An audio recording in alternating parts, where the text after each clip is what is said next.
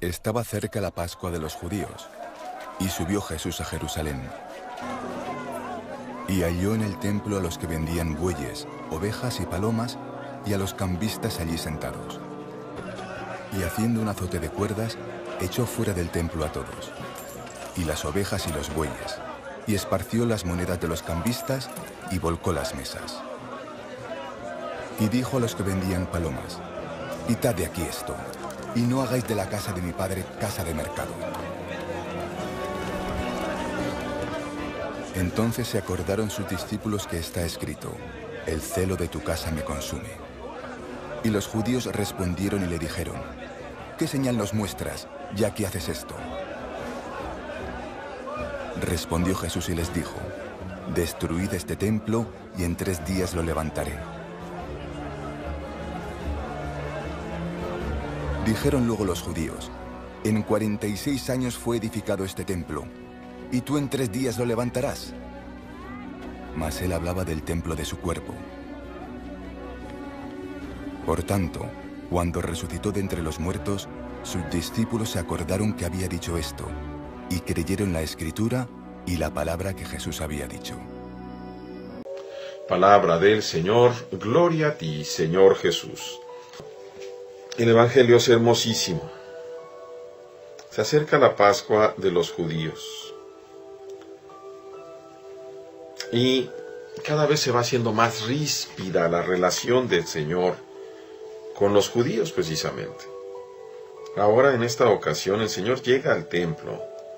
Se encuentra este mercado.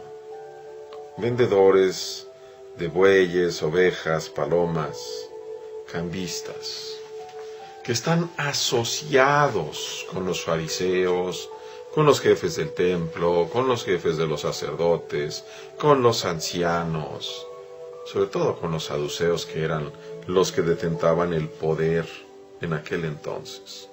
Pero era una corrupción terrible, verdaderamente una corrupción terrible como la que hay en muchos gobiernos.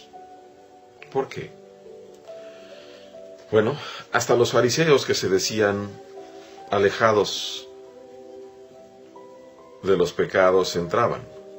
Precisamente escuchamos cómo dice que vinieron los judíos a preguntarle, y después vamos a ver cómo los mismos fariseos van a estar tratando y van a ser los que a final de cuentas lleven a juicio al Señor.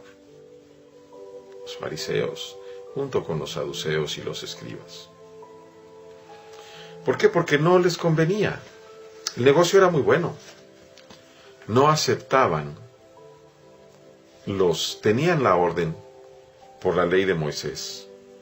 La orden, todo el pueblo, de ir a llevar la ofrenda al templo. Por un lado. Por otro lado, los jefes del templo de aquel entonces no aceptaban las ofrendas que traían de fuera.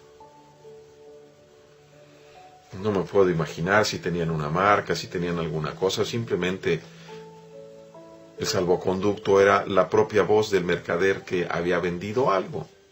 Si no, incumplía la ley de Dios. Y lo que pasa es que las utilidades las repartían. Repartían una parte para los jefes del templo, otra parte para los fariseos, que en su momento se prestaban precisamente para acompañar toda esta farsa, para decir que efectivamente así se tenía que hacer. Para los escribas, para los doctores de la ley, se repartía el dinero. Por eso la actitud del Señor les molesta muchísimo. Y el Señor les dice: no conviertan en un mercado la casa de mi Padre. En otro de los evangelios va a decir: la casa de mi Padre es casa de oración, no la conviertan en cueva de ladrones. El Señor quiere recordarnos quién es Dios, que precisamente no se le puede servir con una mala intención, con la intención del dinero, con la intención de sacarle, de extorsionar al pobre. Los judíos llegan molestos a decir: ¿qué autoridad tienes para hacer esto? Me imagino diciéndoles, nosotros somos los jefes del templo, ¿tú quién eres? Y el Señor les responde con este reto: destruyan este templo y en 3 días lo reconstruiré. Solo me puedo imaginar las palabras en hebreo o en arameo, ¿va? Destruyan este templo. Pero los judíos que solamente ven lo material, dicen 46 años se lleva la construcción del templo, tú lo levantas en 3 días. Pero el evangelista dice, él hablaba de su cuerpo, de su templo que era el cuerpo. Por eso los discípulos se acordaron. Y realmente es una maravilla, ya lo hemos leído en San Pablo. ¿No saben ustedes que ustedes son el cuerpo, son el templo de Dios? Y el Espíritu Santo habita en ustedes. Claro, el propio Jesús dirá también en el Evangelio de San Juan: si alguno me ama, guardará mis mandamientos, mis palabras, y mi Padre lo amará, y vendremos a él, y haremos en él nuestra morada. De forma tal que aquel que es amante de Dios y respetuoso de su voluntad, es inhabitado por el Padre, el Hijo y el Espíritu Santo. No es un milagro pequeño reconstruir un cuerpo que ha quedado deshecho. Un cuerpo desangrado, un cuerpo que ha quedado casi sin piel. Nadie puede construir algo de la nada en 3 días. Es decir, nadie es capaz de clonar a otro hombre en 3 días.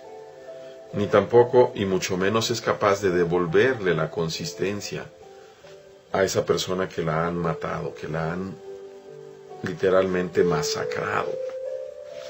Ese milagro es preciosísimo y es la prueba que Dios nos da para decirnos cuál es su autoridad. La resurrección, una resurrección gloriosa, no el mismo cuerpo que tenía antes, sino mucho mejor. Y ese cuerpo glorioso es el mismo que te ofrece a ti y a mí. ¿Pero qué nos pide a cambio?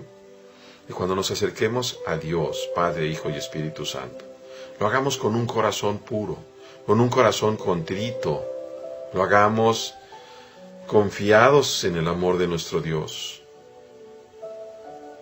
pero lo hagamos siempre en espíritu y en verdad, nunca con doblez de corazón.